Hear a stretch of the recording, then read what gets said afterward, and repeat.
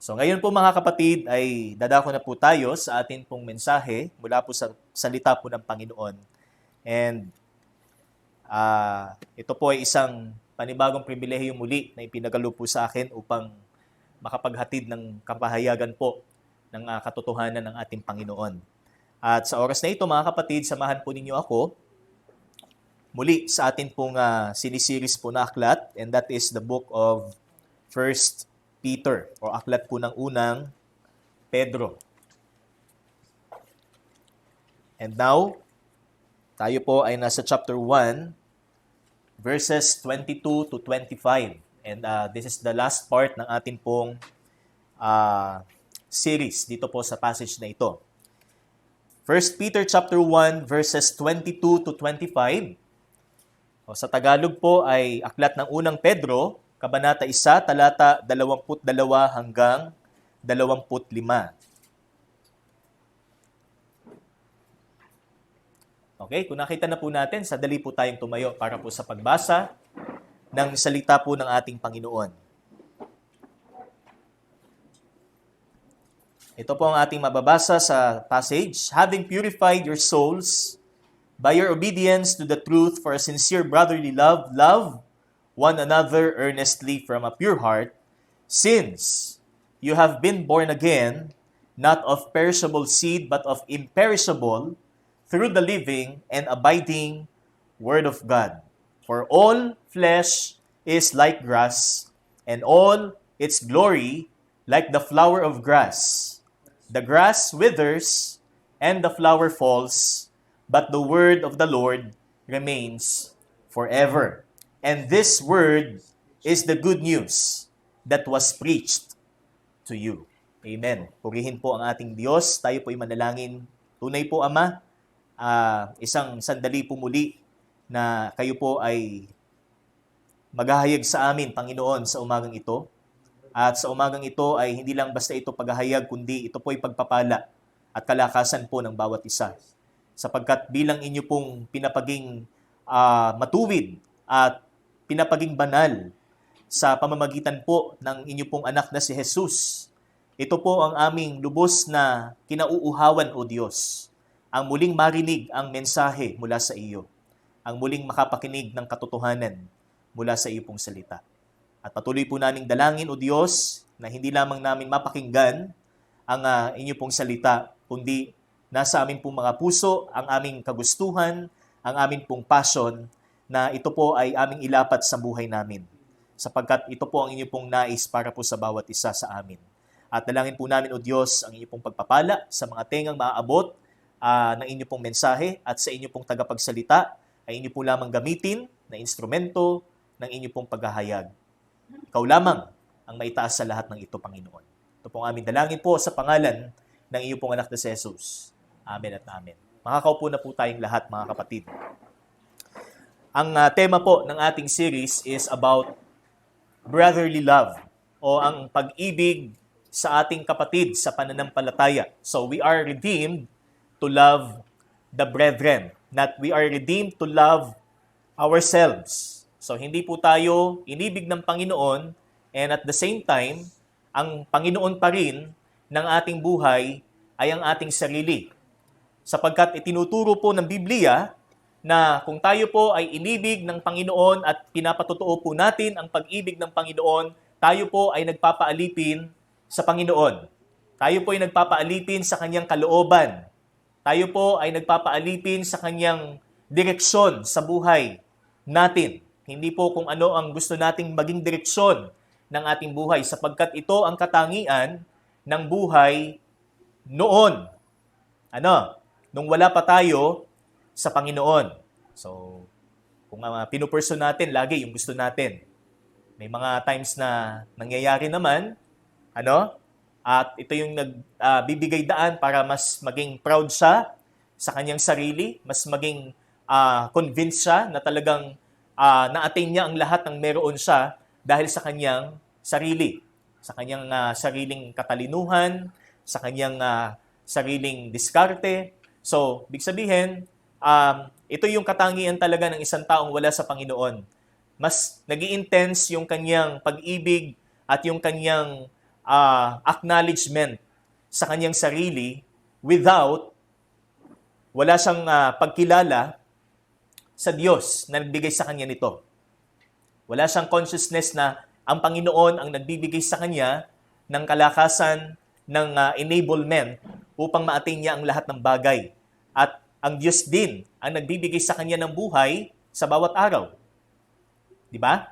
Kaya hinango po tayo ng Panginoon mula doon. Kaya sabi diyan, we are redeemed from loving ourselves too much, mula sa masyadong pagmamahal natin sa ating sarili. Hindi lamang tayo kabilang sa mga taong kinapuputan ng Diyos, kundi kabilang din tayo sa mga kinapuputan ng Diyos dahil sa ating masyadong pagmamahal sa ating sarili.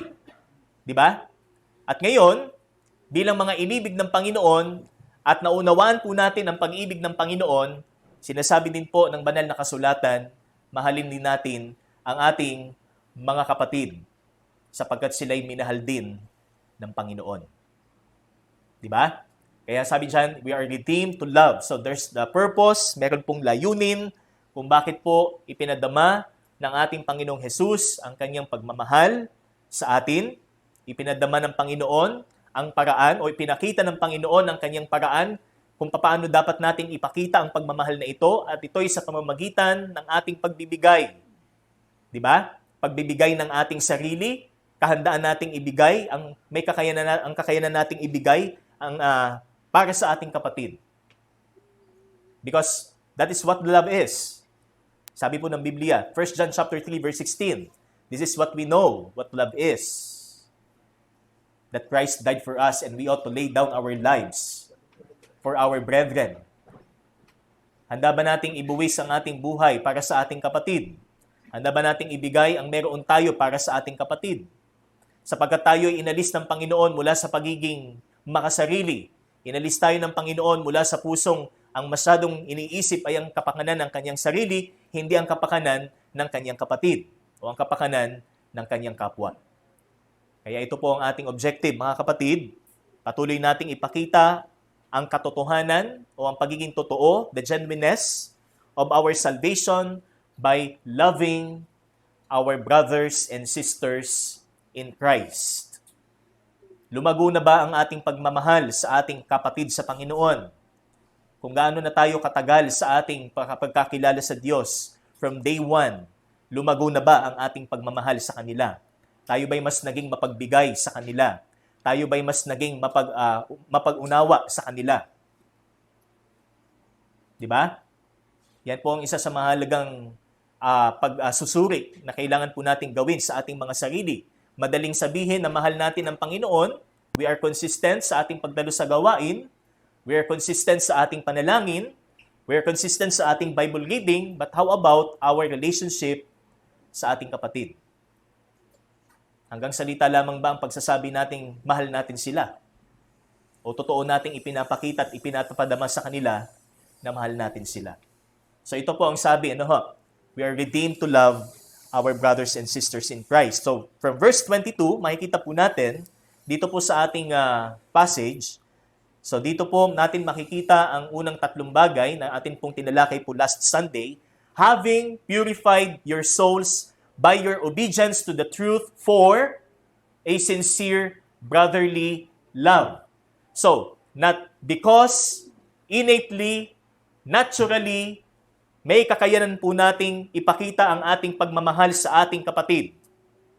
But here it says, having purified your souls by your obedience to the truth. So, there are two realities kung bakit meron tayong kakayanan na ipadama ito sa ating kapatid. At bakit sinasabi ng Biblia na kailangan nating gawin ang mga bagay na ito. Sapagkat una, sabi dyan, their souls, our souls, have been purified. So, nilinis, dinalisay ng Diyos ang ating mga puso, ang ating mga kaluluwa, sabi dyan. And that is the work of the Holy Spirit. That's because, it's not because of your work o ano pang pamamaraan ng tao. This is out of human agency or human effort. It's all of the Holy Spirit. Ito po ay sa Santong Espiritu. Tumanggap tayo ng paglilinis, sa pamamagitan ng Santong Espiritu at sa pamamagitan din po ng salita ng ating Panginoon. And also their obedience to the truth, because their souls have been purified, they were cleansed. Sabi dito, they obey. Sila'y sumusunod sa katotohanan. Kaya nga po ang pananampalataya, meron siyang demonstration. And the demonstration of faith is obedience. Ika'y nananampalataya sa Panginoon, pero sumusunod ka ba sa Kanya? Sapagkat ang demonstration ng pananampalataya ay kung paano mo sinusunod ang Panginoon. Sinusunod mo ang Kanyang salita, sinusunod mo ang Kanyang kalooban, at ang kalooban niya ay makikita natin, mababasa natin sa Kanyang salita. Kaya kung malabo sa atin ang kalooban ng Panginoon sa mga oras na ito, sa salita po tayo ng Diyos pumunta.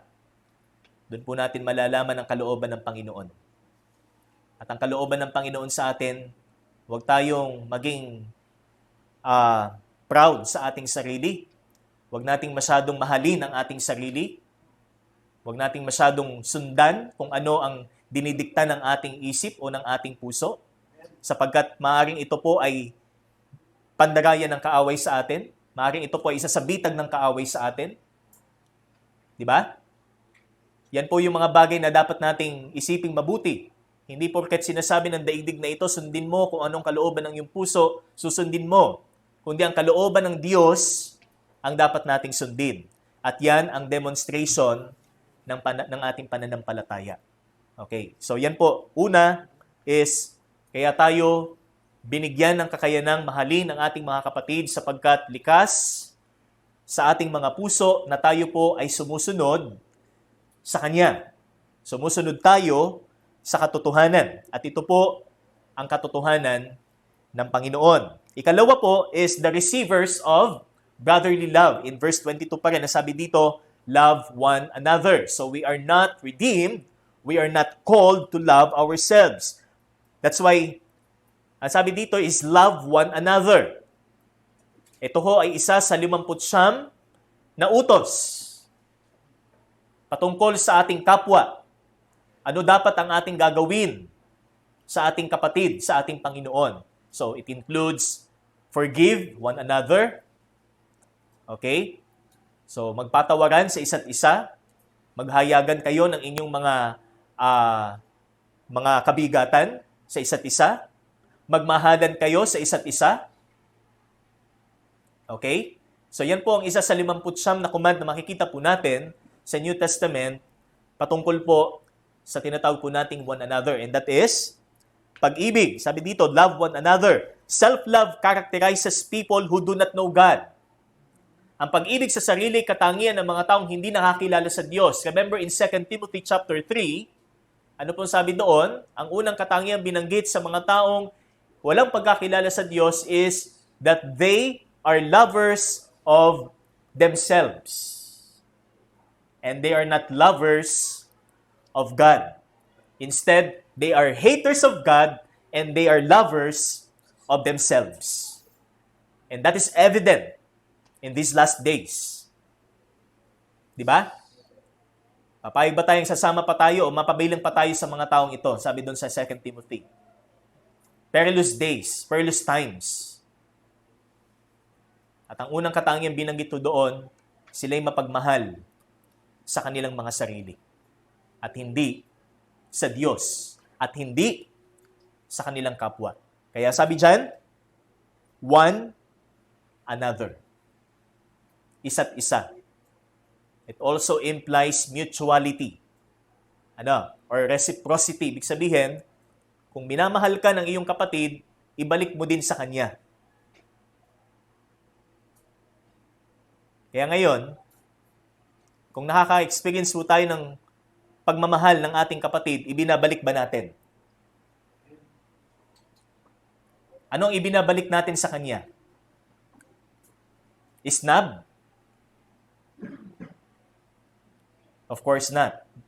Sapagkat tayo po ay inibig ng ating Panginoon. Iisang pag-ibig ang ating pinoprofess bilang mga Kristiyano. And that is the selfless and sacrificial love of the Lord Jesus Christ. Okay, number 3 is the refined manners. Also in verse 22, makikita po natin. First, for a sincere brotherly love. That's why it must be sincere. It must be without hypocrisy. It must be without any pretense. Hindi tayo umiibig sa panlabas, pero sa panloob natin, nandoon yung ating pagkamuhi at yung ating pagkagalit sa Kanya. Yan ay isang malaking kalapastanganan po sa ating Panginoon. Sabi dito, a sincere brotherly love, that means without hypocrisy or pretense in Romans 12:9. Let our love be without hypocrisy. Sikapin natin ang ating pagmamahal ay walang halong pagkukunwari, walang halong papanggap sa ating kapwa mananampalataya. Tayo maging totoo sa ating kapatid. Dahil naging totoo din po ang Diyos sa atin. Hindi ho apparent lang ang kanyang ginawa sa krus. Hindi ho isang display lang ang kanyang ginawa sa krus. Totoo siyang namatay sa krus ng Kalbaryo. Totoo siyang nagkatawang tao. Totoo siyang naging tao. Totoo siyang dumugo. Totoo siyang namatay. Totoo siyang naghirap. Kaya totoo din nating ipakita at ipadama ang pag-ibig. Okay? And also, an earnest brotherly love. Pag sinabi po nating earnest, it stretches to the furthest limit. Kailangan maging banat ang ating pagmamahal at hindi static. Walang paggalaw. Walang pagkilos na nagaganap sa ating sarili para sa ating kapatid. So, yun po ang ibig sabihin ng salitang earnest. Kagaya po ng isang mananakbo. Na talagang banat na banat ang kanyang mga kalamnan sa kanyang pagtakbo, sa kanyang pagsasanay. Ganon din ang pagmamahal na nag-require sa atin ng salita ng Diyos. Hindi lang sinasabi mo, I love you with the love of the Lord, but I don't care about you.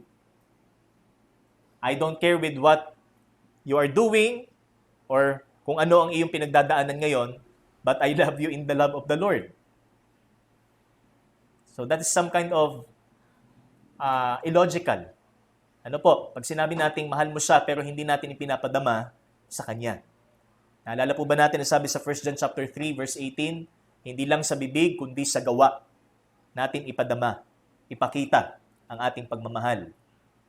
Amen? So that is our second subpoint natin. And number 3 is a compelling brotherly love. Ang pagmamahal natin ay hindi pilitan. Hindi ito coercion. Ito po ay bukal sa puso nating ipinapakita sa kanila. And it's also, sabi dito, it continuously shown from the heart. It is continuously shown from the heart. Kaya sabi doon, from the pure heart, mula sa dinalisay na puso. Kagaya po ni Apostol Pablo, kung maalala po natin in Romans chapter 9, ano po ang sabi niya? How I could wish na ako ang pakasumpain at mapalayo sa Panginoon, alang-alang sa aking mga kalahing Israelita. Romans 9:3. Ito po ang isang example ng ating compelling brotherly love. Hindi ho natin nakita sa kahit mang sulat po ni Apostol Pablo o ni Apostol Pedro na wala silang pakialam sa kanilang kapwa kalahi, lalo't sila ho ang pinatunayan o pangakuan ng mga tipan ng ating Panginoon. Meron silang responsibilidad na ibinigay ng Panginoon sa kanila upang ipaunawa sa kanila, upang ipaabot sa kanila kung ano ang kalooban ng Panginoon sa kanila. Kaya ganun na lang ang kanilang kabigatan, ganun na lang ang kanilang kababaan sa Diyos, na sila ho ay maligtas. Okay? So these are the refined manners. It must be sincere, it must be earnest and compelling brotherly love. So, para sa ating mga Kristiyano, love of the brethren is called for because they are the ones beloved, or we are the ones beloved by God first. Amen? 1 John 4:19 says, we love because God first loved us. Una tayong minahal, kaya tayo din ay nagmamahal. And we could understand how God loved us. Romans 5:8, Christ died for us. Not because of our personal merit or righteousness, but in spite, sabi dito, tayo po ay makasalanan, siya'y namatay para sa atin. Nang tayo'y makasalanan pa, nang tayo'y nagmamatigas pa laban sa Diyos, siya'y namatay para sa atin. Kaya kahit mahirap pagpasensyahan sometimes ang ating kapwa, and sometimes din ang ating mga kapatid, di ba? Remember the love of Christ. Remember the love of Christ. He died for us. Okay? We could understand that, but it is inexhaustible. Talagang masasabi nating wala. Hindi natin kayang arukin. Hindi natin kayang sukatin ang pagmamahal na ito. Hindi natin kayang isipin, na tayong mga kaaway ng Diyos ay minahal niya sa pamamagitan ng kanyang anak na si Jesus. Kaya sabi nga ng John 3:16, so, for God so loved the world. Anong meron sa mundong ito na inibig niya ng ganoon? Ano po? Inibig ng ganoon na lamang ng Diyos ang mundong ito. Anong meron sa mundong ito? Meron bang mabuti sa mundong ito? Meron bang worthy na para ibigin ng Diyos ang mundong ito? Wala. But He loved so, sabi doon. God so loved the world. And He demonstrated that, He showed that sa pamamagitan ng kanyang anak na si Jesus. Always and consistent with the Scripture, brotherly love serves as our spiritual gauge. How much do we know our Savior and how much do we understand our salvation? Ang pagmamahal natin sa ating kapatid ang magsisilbing sukatan kung gaano natin na nakikilala ang ating tagapagligtas at kung gaano na natin nauunawaan ang kaligtasan. Ito ang nagsisilbing gauge po natin, mga kapatid. Kaya kung meron ka pa ring puot sa iyong kapwa mananampalataya, kung meron ka pa ring tampo sa iyong kapwa mananampalataya, pinatagal mo na, nakailang lubog at sikat na ng araw, nandyan pa rin ang tampong yan, nagiging puot yan pag pinatagal natin. Kaya paano natin nauunawaan ang kaligtasan? Paano natin nauunawaan ang ginawa ng Panginoon? Paano na natin nakikilala ang Panginoon kung gano'n ang ating kalagayan? Pinatatagal natin sa buhay natin, hindi ang pagmamahal o pag-unawa, kundi ang pagkamuhi natin sa ating kapatid. Kaya sabi dito, it serves as our spiritual gauge. No matter kung gaano na tayo katagal sa ating pagiging Kristiyano, no matter kung gaano na natin katagal pinaglilingkuran ng Panginoong Hesus, pero punong-puno ka pa rin ng galit sa mga tao. At iyan hindi katangian ng isang tunay na mananampalataya. Hindi yan katangian ng isang tunay na nakakilala sa Panginoong Hesus. Kung siya'y patuloy na nabubuhay sa pagkapuot, kung siya'y patuloy na nabubuhay sa pagkamuhi. Lalo kung ito'y kapatid pa niya sa pananampalataya. Okay? At ito po ang ating next point, mga kapatid. Ang dahilan. The reasons for brotherly love. Okay? Una, makikita po natin sa ating first heading, it answers the question at what time Christians were enabled to love. So, nagsimula tayong magkaroon ng kakayanang mahalin natin ang ating kapatid nung tayo po'y sumunod sa katotohanan. First, narinig natin ang gospel and we are purified. Our souls have been purified and we obey to the word of God, to the truth, to the gospel. Next, ang ikalawa po, it answers the question, who are the ones to love? Or who the ones are to love? And these are our brothers and sisters in Christ. And then, our third heading, it answers the question, how? Paano? Ano sabi dyan? Sincere, earnest, and compelling.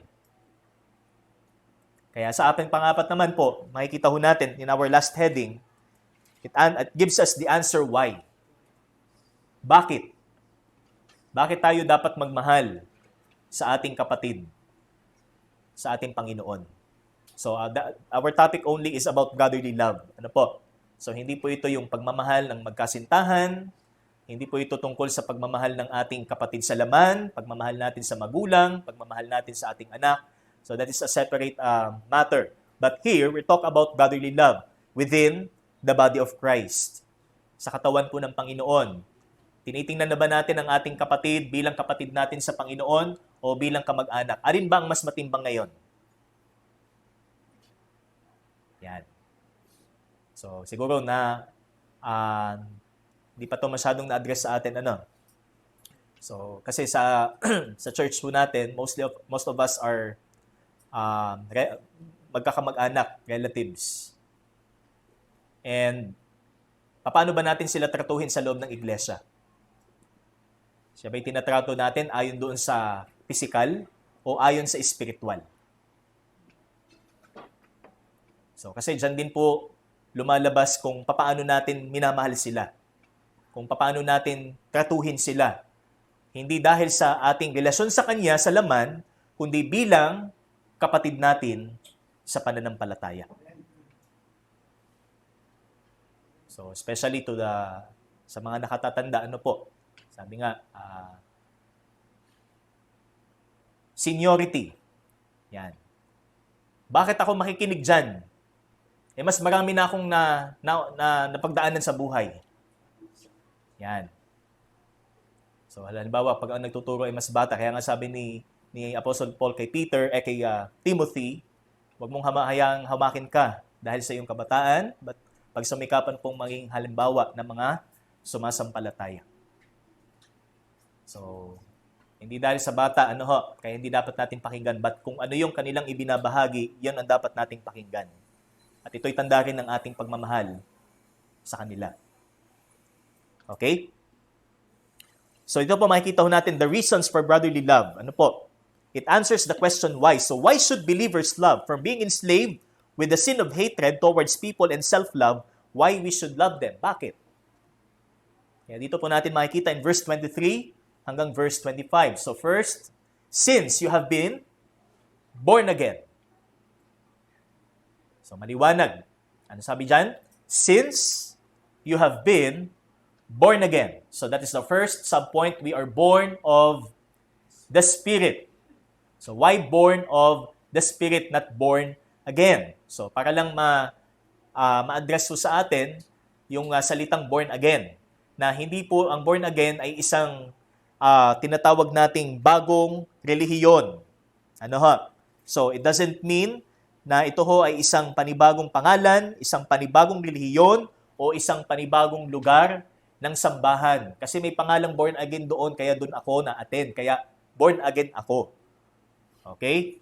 Hindi po ganun ang dapat nating maging pagkakaintindi sa born again. Because ang paliwanag po ng Biblia sa salitang born again, ang sabi po dito is an issue of the heart. So this is a heart issue. Hindi po ito issue ng ating kung saan tayo uma-attend. Para bang kinakategorize natin ang born again sa ibang relihiyon. Kaya relihiyon din siyang maituturing. So huwag sanang ganun ang ating pagkakaintindi sa salitang born again. Kung tayo po'y mga niligtas na sa biyaya ng Panginoon, ang sabi po ng Biblia, it is an issue of the heart. Okay? Ito ho ay isang panloob na pangyayari. Ito po ay isang panloob na katotohanan na naganap sa buhay ng isang mananampalataya. Kaya sabi dito, it is an issue of the heart, puso. And it means that we have been immersed or baptized into a new life with Christ. So ang ibig sabihin po ng salitang born again, tayo po ay immersed. So pag sinabi po nating immersed, sinisimbolo ho ito or sinisimbolize ho ito ng baptism. Pero hindi po nangangahulugan na yung mismong seremonya ng bautismo ang nagbigay sa atin ng bagong buhay. Nire-represent lang o ipinapakita lamang ng bautismo sa tubig kung ano ang nangyari sa atin nung tayo po'y nanampalataya sa Panginoon. At that is what we call born again. So we die to sin, namatay po tayo sa ating pagiging makasalanan, and muli tayong nabuhay bilang isang bagong nilalang. Yun po ang naging sitwasyon, mga kapatid. Kung tunay nating naunawaan ang ating kaligtasan, kung kaya tayo po'y dapat magmahalan sa ating mga kapatid sa Panginoon. Unawaan po natin ang sinasabi ho dito about born again. So, it is not a label, a religion, or a new place of worship. It is an issue of the heart. It means that we have been immersed or baptized into a new life with Christ. So, this is what we call the spiritual baptism in Romans chapter 6. Kung atin pong titingnan sa chapter 6, verse 3 and 4 ng aklat po ng Roma. So, pwede po nating buksan. Ano po? Ang sabi po dito sa Romans chapter 6, verses 3 to 4, "Do you not know that all of us who have been baptized into Christ Jesus were baptized into His death?" Siya'y nabautismuhan sa kamatayan. So, ibig sabihin, identified. Yamang ang Panginoong Jesus ay namatay, namatay din tayo. Because this is a statement of fact. The death of Christ is a fact.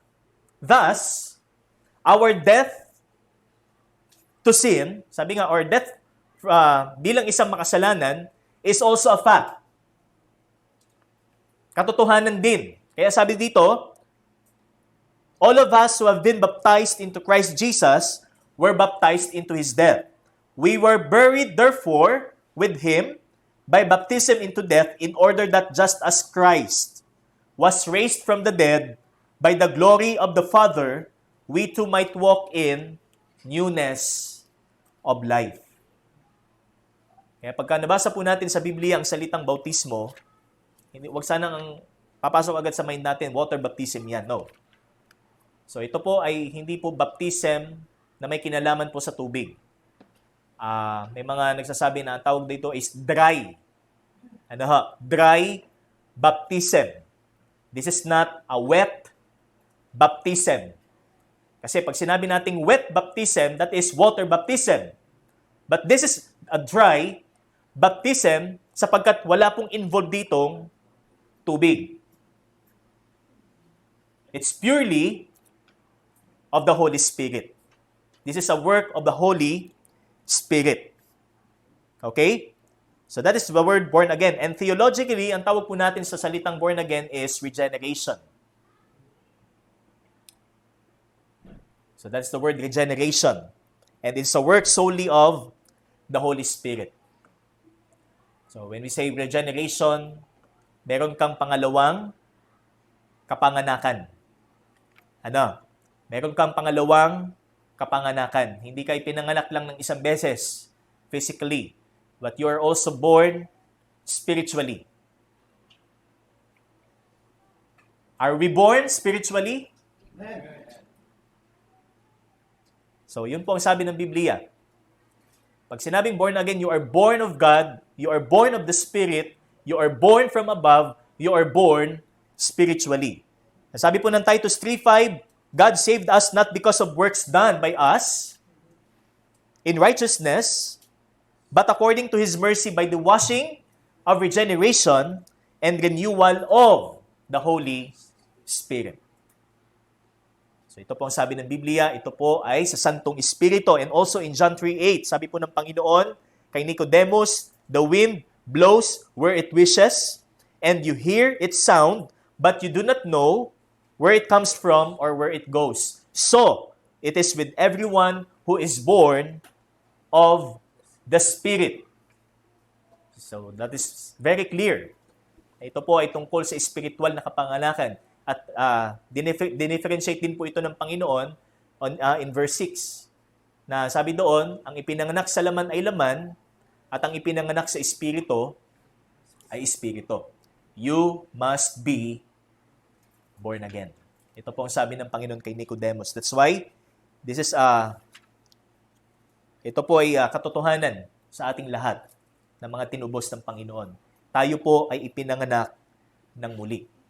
So that is our first subpoint. Next, our next subpoint here, makikita pa rin po natin sa verse 23, we have been born again, not of perishable seed. So bakit binanggit po dito yung seed o yung binhi? Sapagkat ang significance po ng binhi ay ito ho ang source ng buhay. Ito yung pinagmumulan ng buhay. Okay? Hindi ho ito basta buto lang. Ang ibig sabihin, meron po itong ipinaparating sa atin, which is the character. Yung katangian po ng kapanganakang muli na tinanggap po natin. So, that is our next point. Or subpoint. We are born of the Spirit that is imperishable. So, meron pang modifier po na nadagdag po dito sa ating subpoint. Not we are simply born again, but we are also born again that is imperishable. So, bakit sinabi po diyan na imperishable? Sapagkat meron pong comparison tayong makikita sa talata. So, sabi dito, since you have been born again not of perishable seed, but of imperishable through the living and abiding Word of God, for all flesh. So ito ay quotation from Isaiah 40, verses 6 to 8. All flesh is like grass, and all its glory like the flower of grass. The grass withers, and the flower falls. But the word of the Lord remains forever. So lahat ng nabanggit po doon sa Isaiah 46 and 7, or 46, sabi dito, lahat. Okay? So ito yung nakapaloob doon sa creation ng Panginoon. Ito po yung tinatawag nating physical. So first, seed. The word seed, it represents the source of life.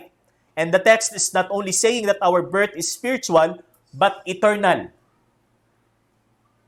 Ano po ang description sa passage patungkol sa kapanganakang muli? Hindi lamang po ito spiritual, because it is of the Spirit, it is also eternal. It is imperishable. It will not fade away. Hindi mawawala ang ating kaligtasan. Hindi mabubura ang ating kaligtasan. Hindi ho magfe-fade, kukupas ang ating kaligtasan. Ang ating tinanggap na katubusan mula sa Panginoon.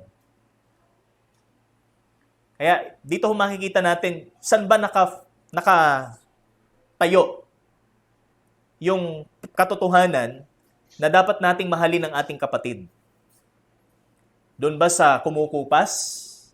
Doon ba sa may hangganan? Di ba? Kagaya ng halimbawa, for example, mag-asawa. Yung itsura niya nung bagong kasal kayo. Lumipas ang 20 taon, so nag-iba ang kanyang itsura. Ikaw din naman, nag-iba din ang itsura. Yan. So, nagkaroon ng pagtanda. Nabago ba yung ating pagmamahal sa Kanya? Layo ko na sa iyo. Hindi ka na amoy.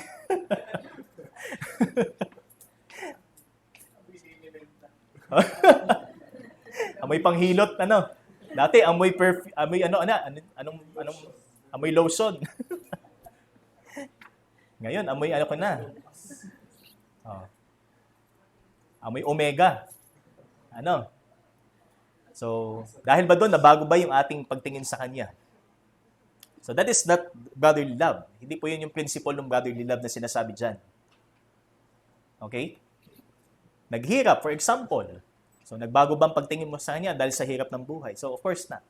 Because yung kalidad ng pagmamahal mo ay kaloob sa iyo ng Panginoon. Ganon din ang pagmamahal na meron tayo para sa ating kapatid. Ito ay dekalidad na mula sa Panginoon. Kahit matagal na nating kasama, Nabago ba ang ating pagtingin sa Kanya? Di ba? So sabi dito, all flesh is like grass. Katulad ito ng damo. Kasi po, sa Middle East po, meron pong hangin doon na pag umihip, namamatay po yung mga damo. Nalalanta yung mga halaman. Okay? So meron pong scorching wind na sinasabi po in the Middle East na kapag umihip po ito, kaya sabi dito, all flesh is like grass. Kahit nung panahon pa ho ni Isaias nangyayari na yon. Na pag umihip daw po itong hangin ito, from the east po yata yon, ang sabi, namamatay. Namamatay ang mga halaman. So ganun din po ang tao. Ano po? So sabi dito, all flesh pertains to human's physical life or human physical life. Human life is transient. Lilipas lang din. Kaya kung masyado kang nabibilib, kung masyado kang na-amazed sa mga nakikita natin sa social media, sa mga sa TV natin, ano po? Ang ganda ng balat. Parang salamin. Ano? Yung uso daw ngayon, tinatawag na glass skin. Sino yan? Alam ng iba yan sa atin. Ultimo lalaki, ang balat ay nangingintab. Di ba? Ang kintab ng balat, samantalang tayo. Okay? So ano sabi dito? All flesh pertains to human's physical life which is transitory, transient, lilipas lang din yan. Kahit maputi, tatanda. Kahit kayo manggi, tatanda. Kahit maitim, tatanda. Lahat. And its beauty will fade away. So sabi po diyan, in all its glory, like the flower of grass, it will fall. It will vanish. Kukupas, mawawala. Mapaparam. Yan ang kagandahan ng daigdig at ang lahat ng mga bagay na pisikal. Ngunit, so this is a very big contrast sa Isaiah. Sabi dito, but the word of the Lord remains forever. That's why we are born again. We are born of the Spirit that is imperishable. We are not subject to perish. Our spiritual birth is not subject to perish. Amen? Romans 8:1. There is therefore now no condemnation for those who are in Christ Jesus. Wala nang hatol pang naghihintay. Wala nang impyerno pang naghihintay sa sino mang na kay Kristo na. Kaya, salamat sa Panginoon. Kasi ang kaligtasan ko ay hindi patungo sa kapahamakan. It is not subject to perish. It is eternal. Magpasawalang hanggan. Okay? And we are sown. So ito po ay itinanim sa atin. At ang binhing ito ay permanente at hindi kumukupas. The seed is permanent and will not fade away. Walang kamatayan. Ang salita ng Diyos ay walang kamatayan. Kahit mamatay tayo, ilang henerasyon ang dumaan, salita pa rin ng Panginoon. Kahit another dispensation sa plano ng Panginoon, ito pa rin ang salita ng Diyos. Mananatili siya magpasawalang hanggan. That's why the Word of God is reliable. The Word of God is trustworthy. The Word of God, sabi nga talagang dapat nating paniwalaan. At panindigan po natin. Dahil ito ang totoo. At ang Diyos ang totoo. Okay? And for our last point, verse 23. So sabi dyan, ano po ang binhing ito? That is the living and abiding Word of God.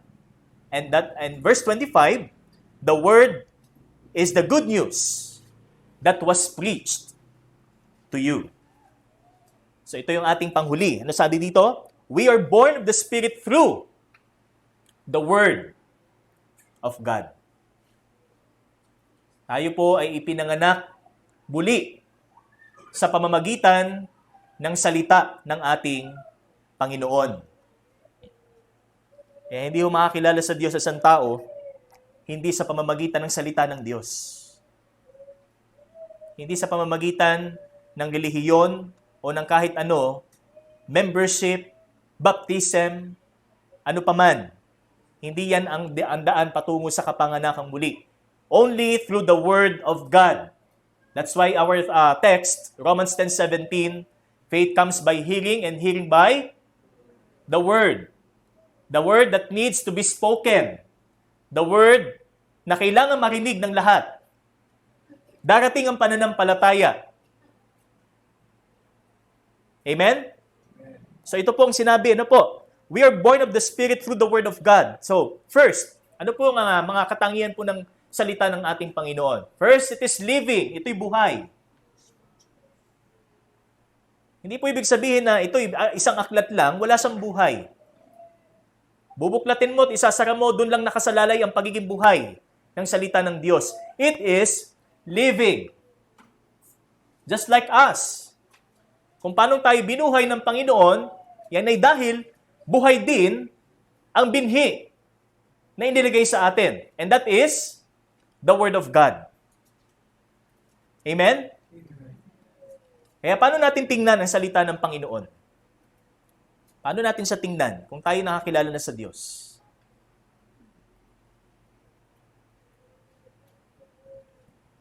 Saka lang natin bubuksan pagka may service. Tapos, Monday to Saturday,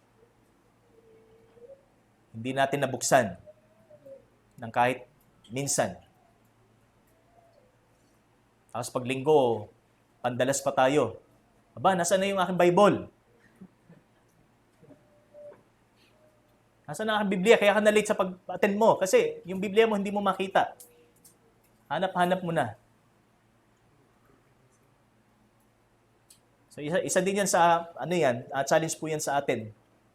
Ano yung isang bagay bilang isang Kristiyano ang hindi tayo mapakali pagka hindi natin makita? Ano yung isang bagay na hindi tayo mapakali pag hindi natin nakita kung tayo nakakilala sa Panginoon? Ano kaya? It should be our Bibles.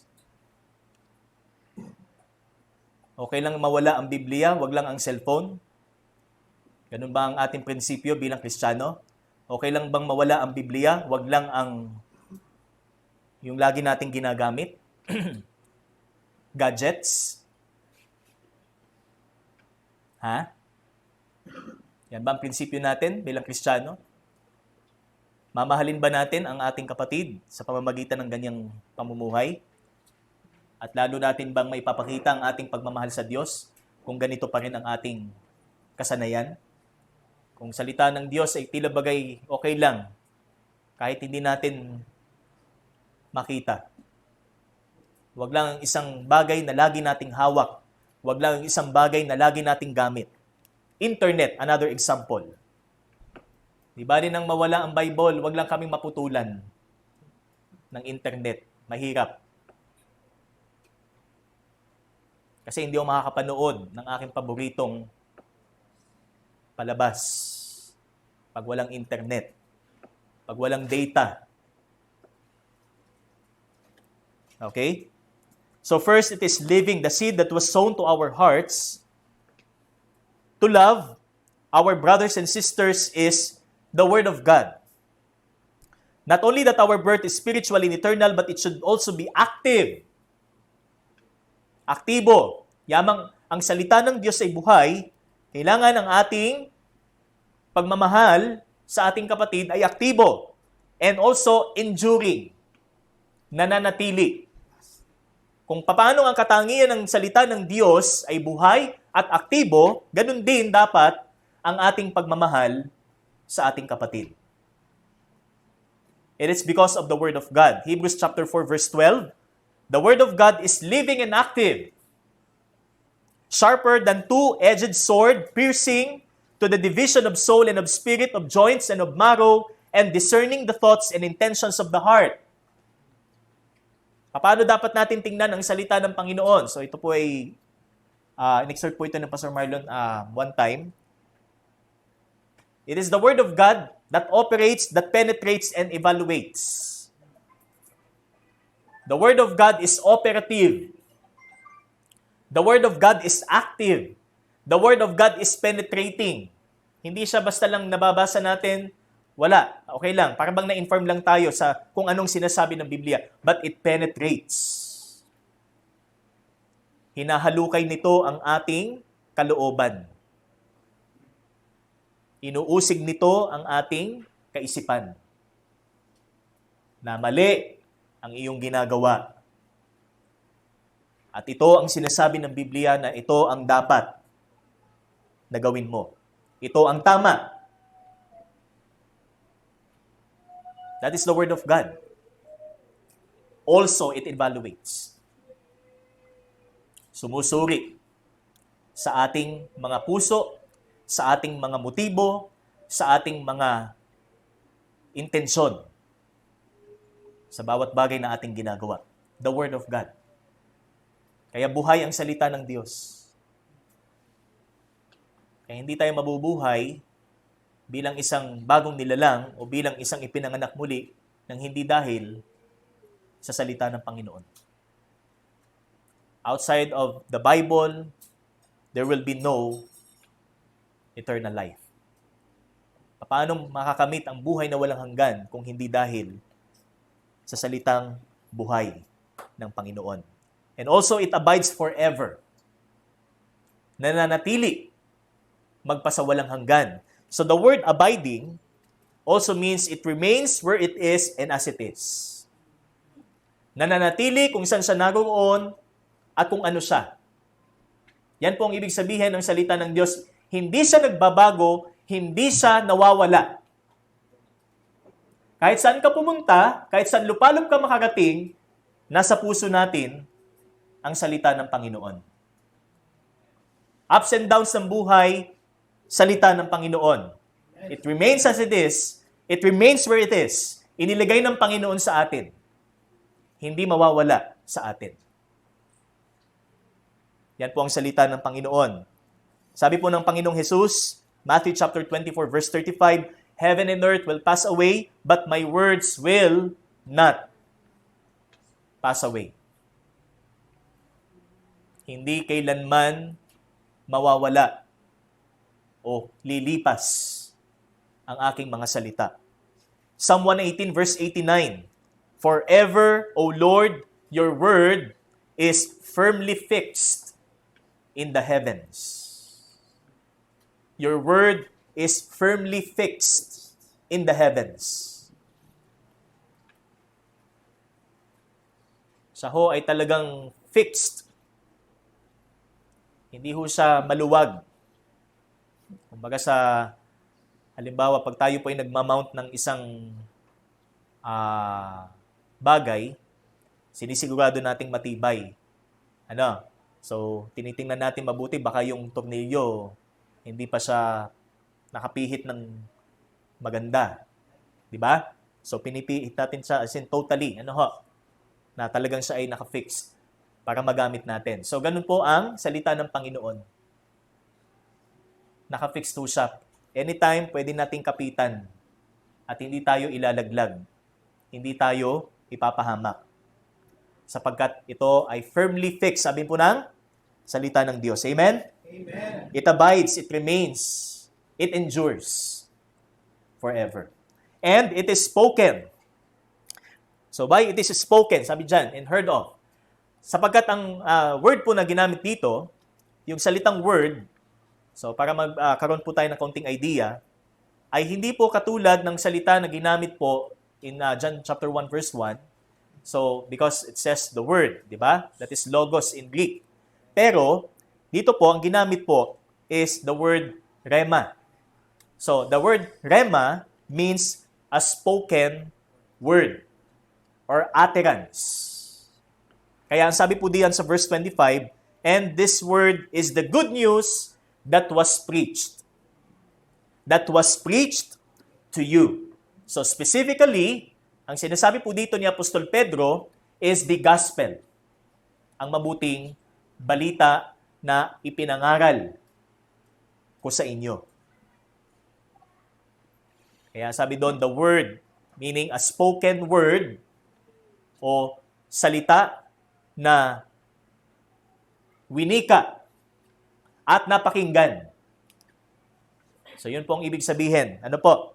So it means a spoken word or utterance, and our spiritual birth is not by hearing unintelligible words or any mystical occurrences. Ang ating kapanganakang muli is hindi dahil nanaginip tayo, tapos nakarinig tayo ng mga salita na hindi maintindihan. Ano? Yung mga salitang hindi maipaliwanag, hindi kayang ma-interpret, narinig mo. Tapos sasabihin mo na ngayon, I am now born again. No. This is not some kind of mystical experience. Ano sabi dito? The word has come into our ears, which is the gospel, and we believe. This is a speech, sabi nga, which is intelligible, understandable, nauunawaan. Kaya lingwahe ng tao ang ginamit ng Diyos. Napakabuti ho ng Panginoon kasi plainly, lingwahe ho natin ang ginamit niya. Bagamat hindi ho originally Pilipino ho, but lingwahe na kung saan ay magiging daan upang lahat ng tao ay makaunawa kung ano ang nais na iparating ng Panginoon sa atin. Okay? So sabi po ng 1 Corinthians 15:1 and 2, ano po sabi ni Apostol Pablo? Now I would remind you, brothers, of the gospel I preached to you, which you received and which you stand, and by which you are saved if you hold fast to the word I preached to you, unless you believed in vain. That's why the word is not only meant to hear, for our hearing, but for believing, and for holding fast, sabi dito, and for standing fast. Hindi lang po para pakinggan natin ang mabuting balita, kaya ito din po ang ginawa ng mga inuusig na mga Kristiyano, doon pong sinulatan po ni Apostol Pedro. The word is the good news that was preached to you. This good news. Not only that you believe, but also you hold fast and you endure. Sa pamamagitan din ng mabuting balitang ito, dahil din sa mabuting balitang ito, kayo'y nasa kalagayang mapapahama kayo, mamamatay. Tumatanggap kayo ng pag-aalimuran ang mundong ito'y dahil sa mabuting balita. Kaya, sa pagtakbo ho ng ating series na ito, makikita ho natin that hindi talaga ho para sa mundong ito ang pagiging isang ebanghelista. Hindi para ho sa approval or kaluwalhatian ng mundong ito. Tayo ho tinawag ng Diyos na maging ebanghelista. Tayo ho'y kamumuhian, tayo ho ay pandidirihan, tayo ho ay lalapastanganin sa pagdating ng panahon dahil sa mabuting balitang ito, sapagkat ang mundong ito ay hindi kumikilala sa Diyos. At yan po ang asahan po natin. Pero mas mapalad, mas mainam, na kahit man tayo ay nilalapastangan at inuusig, yan ay dahil sa ating katapatan sa paglilingkod sa Diyos. Amen? Hindi ho dahil tayo ay napangalanan lamang born again. Yun na ho ang ibig sabihin ng persecution. Napangalanan kang born again, sinasabi mong ikay born again, pinagtatawan ka. Ha ha ha, yung born again na yan ay sigaw ng sigaw, pero alam ko ang ugali ng taong yan. Ano? Ganun ba? Ang klase ng pag-uusig na matatanggap natin? Of course, hindi po. Mas intense at maaaring madugo ang pag-uusig na matatanggap po natin dahil sa mabuting balitang ito. But by the grace of God, nauunawaan po natin at tiyak po natin ang hangganan po nito ay sa langit na bayan. Yan po ang ating pakaisipin, mga kapatid. Hindi ho kalooban ng Diyos na maging maganda ang lagay ng ating buhay sa mundo. Although maganda because ang Diyos ho ang nagsusustain, ang Diyos po ang nagpe-preserve, but it doesn't mean na maganda siya na parang hindi mo na kailangan ng Diyos. Hindi mo na kailangan ng gawain. That's the most fearful thing na mangyayari po sa atin. Na pag dumating ang time na yon na hindi ko na kailangan ng church kasi hindi naman ako, sabi nga, wala namang wala namang nagbago eh. Di ba? Pero napakalaki ho ng ginawa ng Panginoon sa atin. At ang halaga ho ng ginawa ng Diyos ay hindi ho matatawaran. Sapagkat ito ho ang dugo ng ating Panginoon. Okay? So for our conclusion, each Christian must take seriously the necessity of brotherly love. Huwag nating baliwalain ang pagmamahal natin sa ating kapatid sa Panginoon. Ito'y seryosong bagay na dapat nating tingnan. May our church exemplify genuine, living, and abiding brotherly love. Ito po ang ating maging prayer.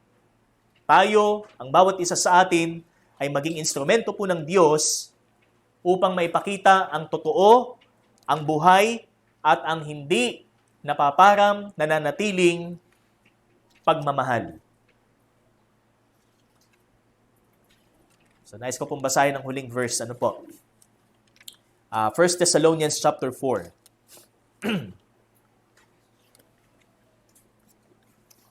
1 Thessalonians chapter 4 verses 9 hanggang verse 12.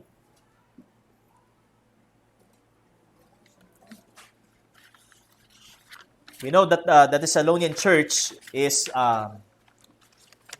considered as an exemplary church, modelo na dapat nating tularan.